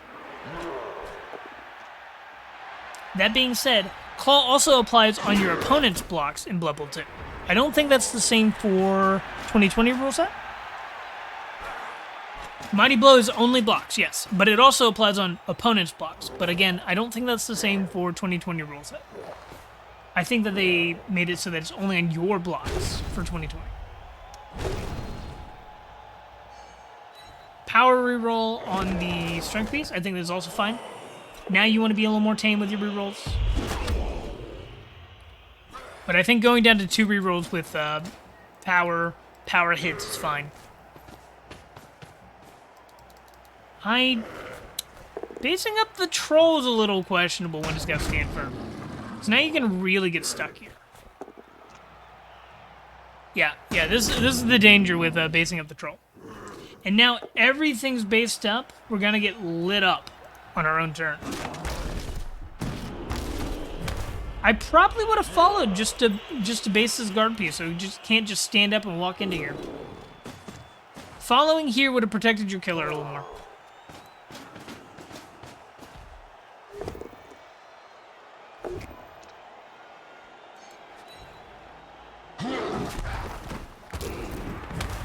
There's no wizard or anything, correct? Correct. A little more effort to free up pieces rather than just taking value hits would be nice. Troll going really stupid. You need to get everyone out of contact now. So let's pause on this turn. Let's take an in-depth look. Let's evaluate the situation, because this is an interesting turn here. So, really stupid on the troll. We're going to want to move things. And we might have a hit on the ball. So I want to think about that too.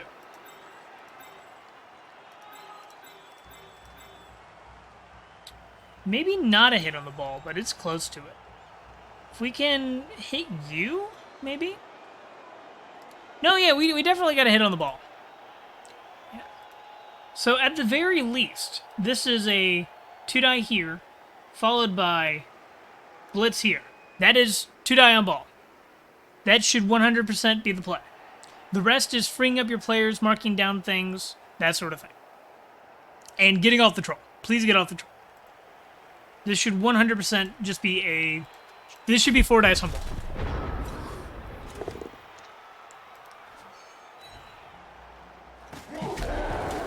That's a safe hit, that's fine. That's a safe hit, that's fine. I don't... Actually, you know what? I don't like that hit, because that could have blocked your path for this 2-die hit. Because you almost blocked yourself off. Because if that was still standing, that would have been annoying. But we do get that hit. Do free up the other beastman. Never reroll that. Okay, this is fine. This is good. Honestly, dodge to foul this would... no, actually, this is marked up. Never mind. That wouldn't be very good.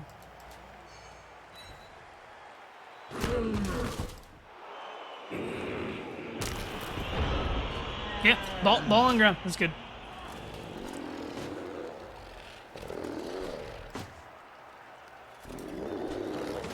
Orcs are all picking themselves up to get hit again.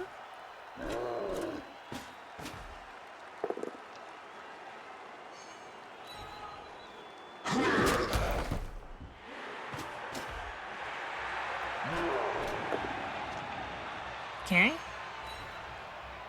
Warrior's fine. Troll's gonna take a hit. That's fantastic for the chaos. And then orcs should be going for dodge and to pick up. Alright, now chaos should be hitting with claw and trying to secure the ball. That's fine. I would not scatter here.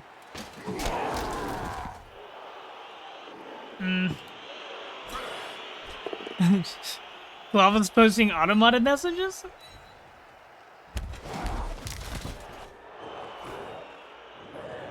Danny'd by straight sign. Oh.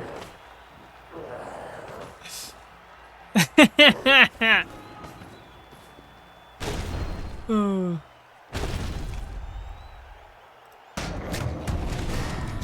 Oh.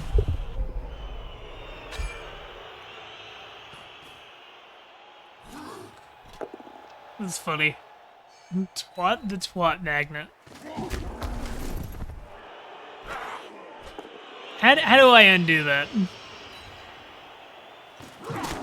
Dismiss. I don't think I undo it. I don't care enough.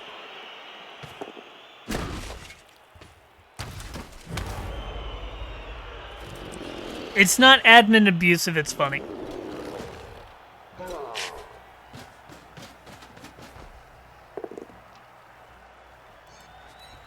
Some hits coming in here.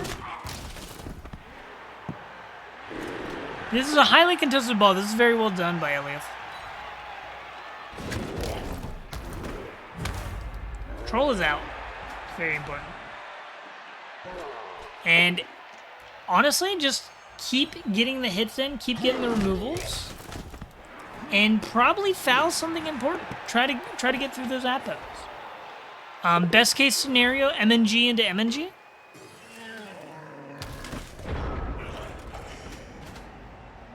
I probably still have another hit here, don't we?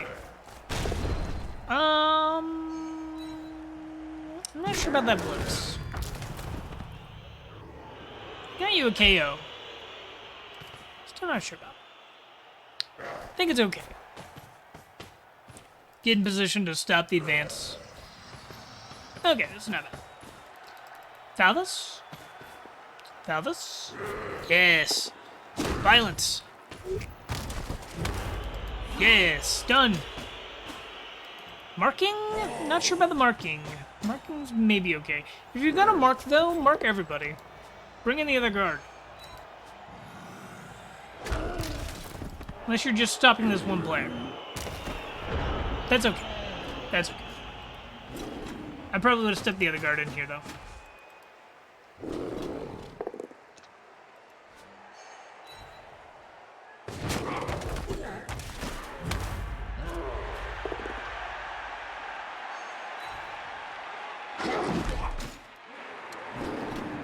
Really want to hit with this claw if we can. Orcs are not in scoring range. This is a mistake. Yeah, orcs have not gotten into scoring range. That is your blitz. 100% of the time, that is your blitz. Go to the side, push it up the cliff.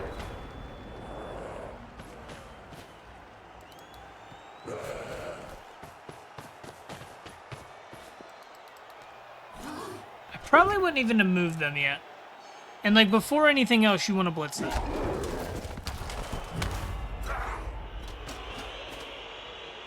And we wanted to get a scoring threat of our own. There you go. 3, 4, 5, 6, 7, 8. Yeah, that's. How does Mighty Blow compared to Claw?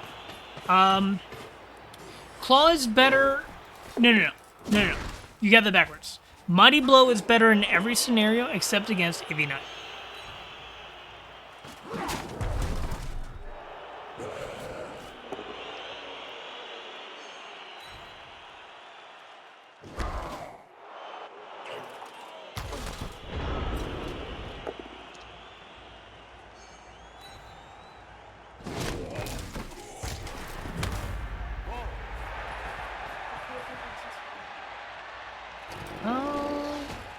Yeah.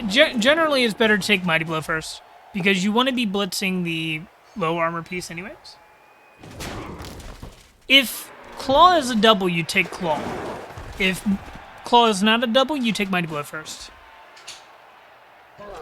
Unless you're in like a high AV environment anyways. Like, if you're playing in CCL, I can see you taking Claw first because you're going to go against so many Dwarves, so many Orcs, so many Chaos, so many Nurgle. In general, though, Mighty Blow first.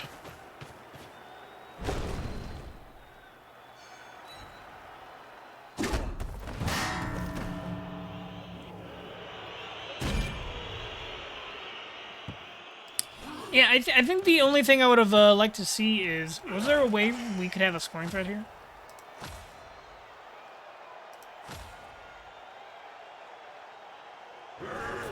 Yeah, because this could have came and been a scoring threat. This could have been a scoring threat. Yeah, if you can, for sure. We could have had 3 scoring threats here. Yeah, this should be a scoring threat. Like, this is a good foul, but I'd rather have scoring threats. So that's like the main problem that happened here, Elliot. You did not make scoring threats in turn 7. Tisk. Because you completely shut down the chance that the Orcs score, but you did not give yourself a way to score. Which, you got the ball down even?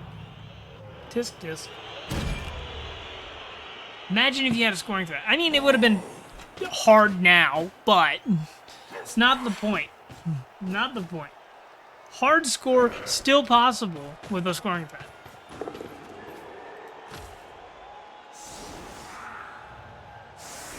I'm gonna skip the setups a little bit.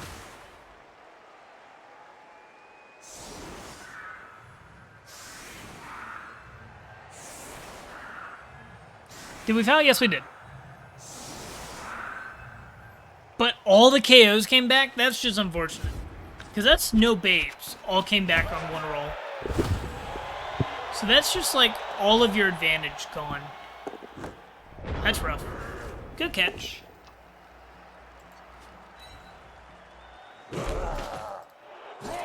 Diagonal hits. Diagonal hits are good.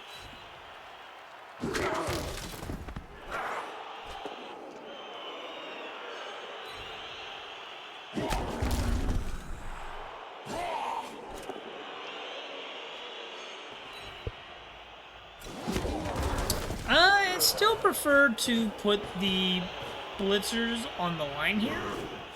Say, if you want to stand this up, you're giving me a hit. Like the claw hit. And bang. That's the apple. Alright.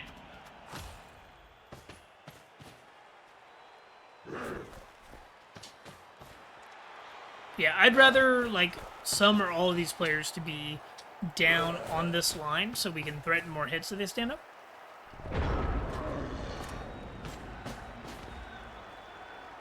Other than that, keep taking your claw hit.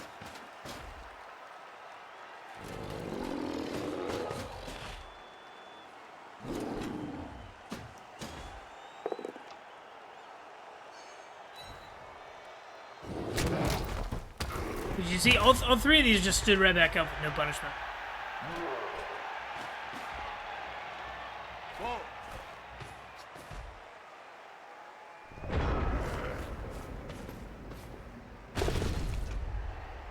Yep, that's fine.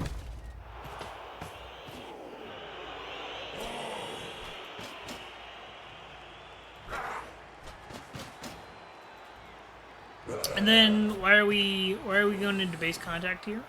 That's just giving up a hit. I don't think that's a particularly hard hit to get either. Because I think it's going to be throw in a guard, mighty blow hit on your mighty blow.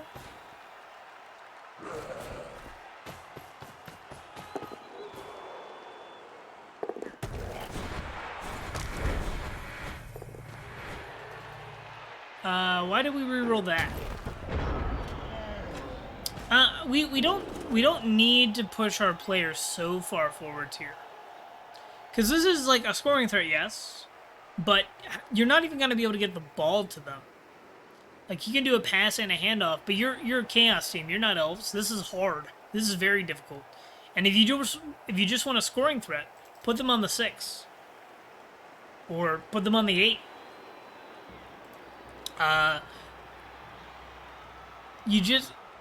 Okay, if you're just doing it to bait, then you don't need to reroll.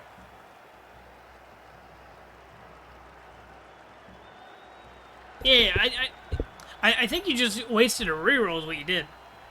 But also, just like Sinewave said, if you're going to advance, you should have done it on the turn where you knock down 3 Orc players and they don't have any movement.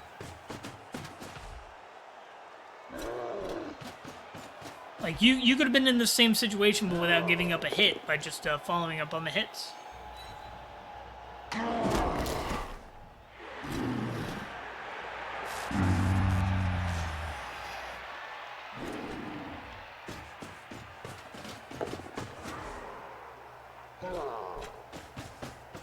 Yep, exactly. Ooh, also your killer was exposed. Yep, can't do that. Gotta keep that thing protected. Because now that's a lot of your momentum gone.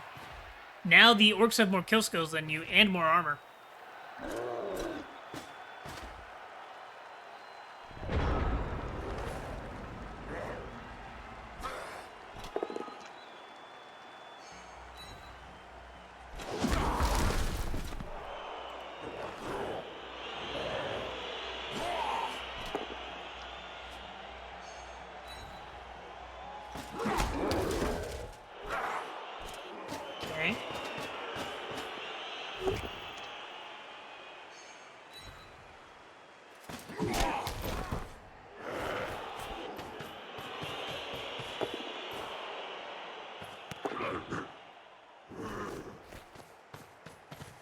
Okay.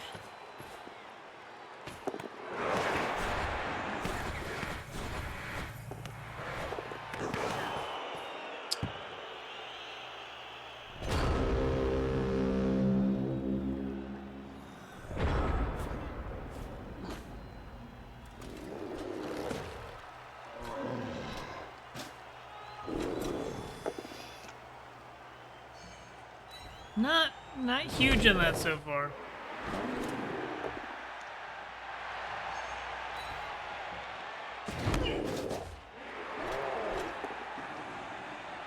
The team is called Elf Goats. I mean, fair.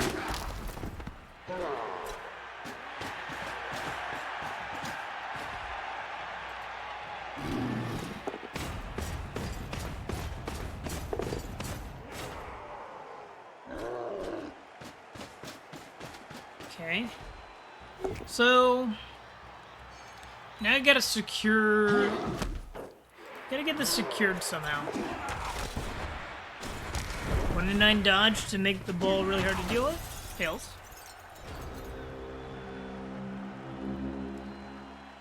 Honestly, we can go for a chain push up here.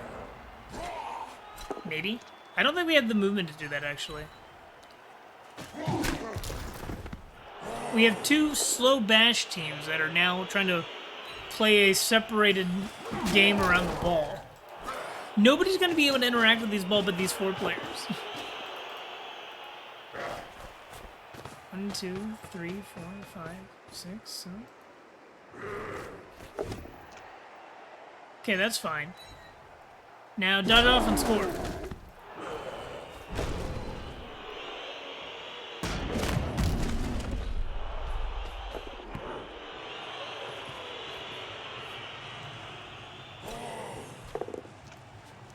One, 2, 3, 4, 5, 6, 7, 8.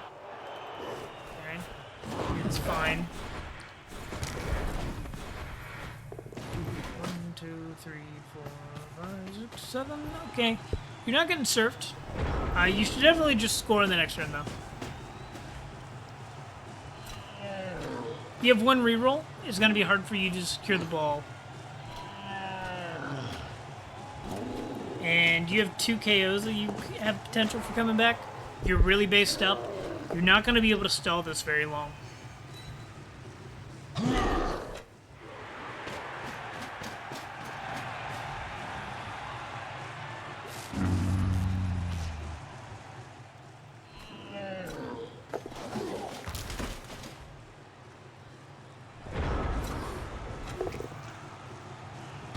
Other course of action I could see. Blitz with this player. Bang. Then come defend that way.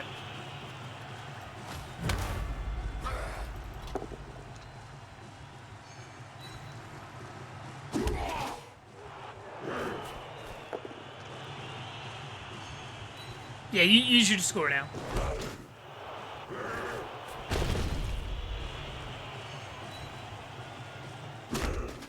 Yep, you should score.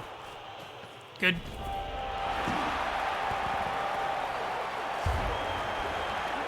I don't mind the 2-die blocks, but if you use your reroll, it could be really hard to prevent a tie. So I'd likely have just clicked end zone. I agree.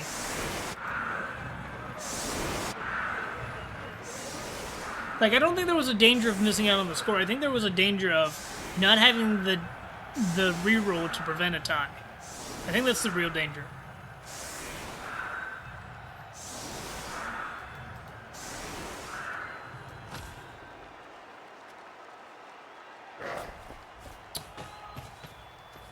Yeah, blitz it looks like.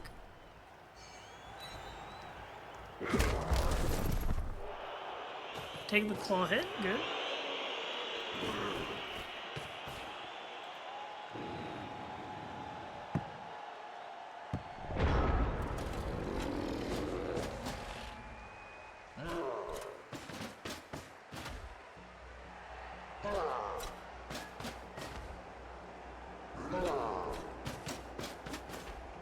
Okay.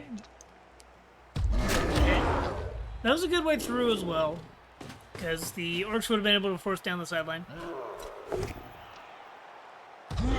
Lots of both downs.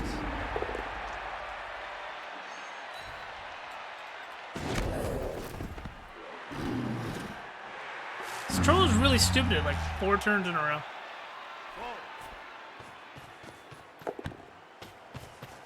That's a fun bug.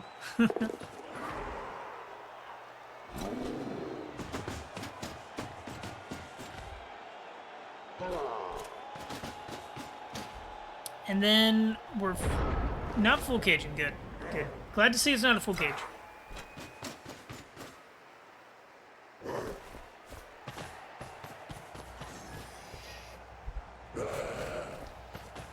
Get some nice consistent play in. That's okay. That armor break is last few turn defining.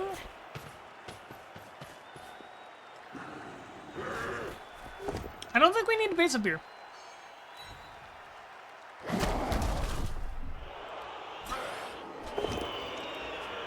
I feel like most of the time, if your defenses last longer if you don't base.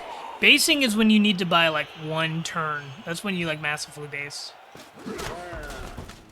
Or if you're trying to break into a cage or something like that. Like you can heavily base to try and force dodges or pushes and both downs and that sort of thing. But I think the when you want your defense to stall more. I like to be disconnected and based.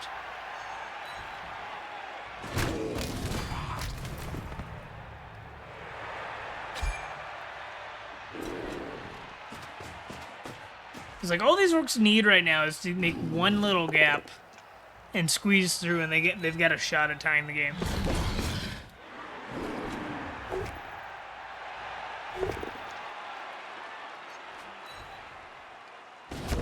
Yes, basing is also hazardous to your health.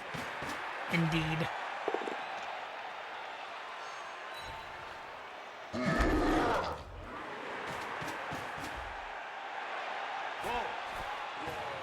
Tucks the ball in, but that's like not safe. It's not safe. That's just a one die into a blitz. No, that's just like a blitz anyways. Right? Just a one die blitz? Wait a minute. Yeah, this is a one die blitz with a reroll. No reroll, actually. But that's still a 2+ hit. I would just go for that 2+.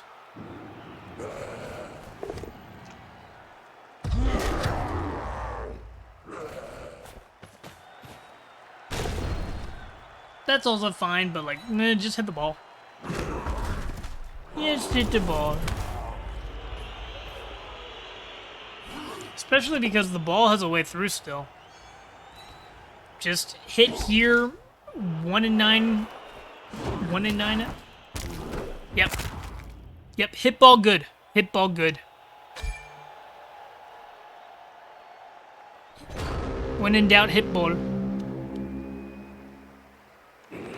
Because like a 1 in 36 with a reroll, 1 in 6 without on a block, one die.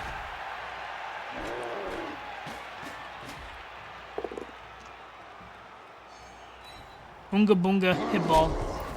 Oonga boonga.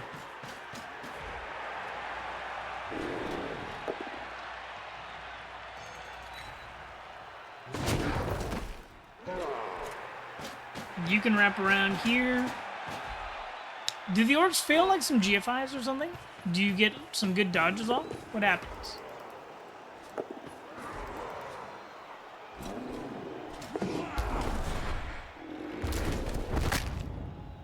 Oop. Goes down.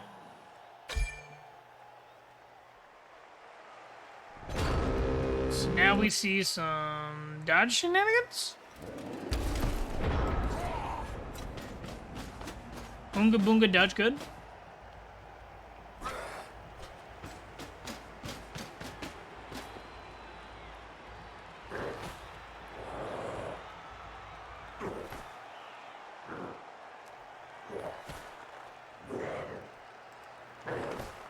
Yeah, because like this could have been prevented by just hitting the ball. Hit ball good. Hit ball good. 3+. 3+. 3+. 2+. Bonk.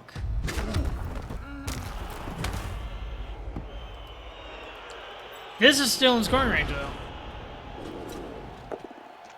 So, as the orcs, don't take any extraneous hits.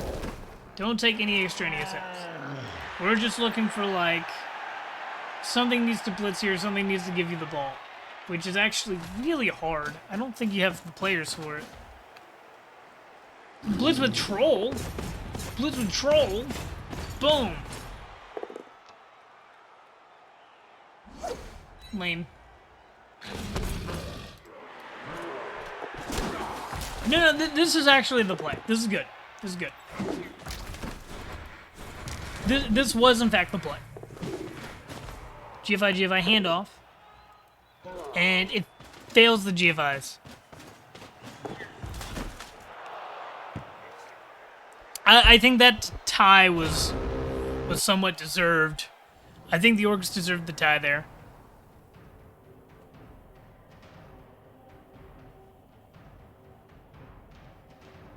Yeah, I agree. But that was really well done. Last ditch effort by the orcs.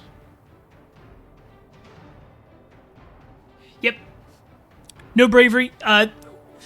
Even if it's low odds of working, you take the dice that can score. Because a low odds of scoring is better than no odds of scoring. And if you care about winning games, you go for the score, even if it's like a 10% play. And it's always the way you prevent touchdowns in Blood Bowl is by preventing any possibility of touchdowns. So right there, it's the way you prevent that is by hitting the ball on one dice earlier. Because if you can knock the ball down earlier on like turn 6, I think it was, then the Orcs really don't have a way of getting back the ball and getting in scoring range.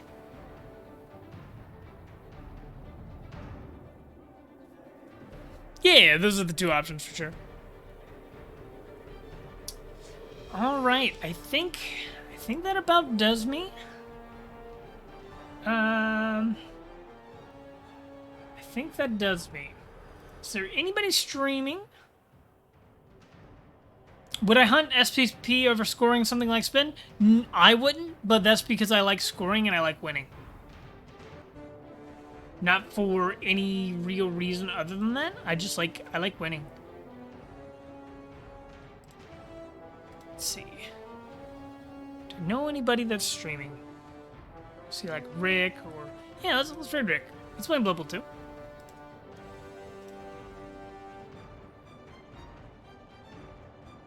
So, I'm gonna go raid Rick. Watch some more Blood Bowl. And I'm gonna go to the store, get some food. In that order, who knows? Thank you all for tuning in. It was fun. And, yeah, I'll send you your puzzles. It's right on the list. Don't worry. And, y'all have a good one.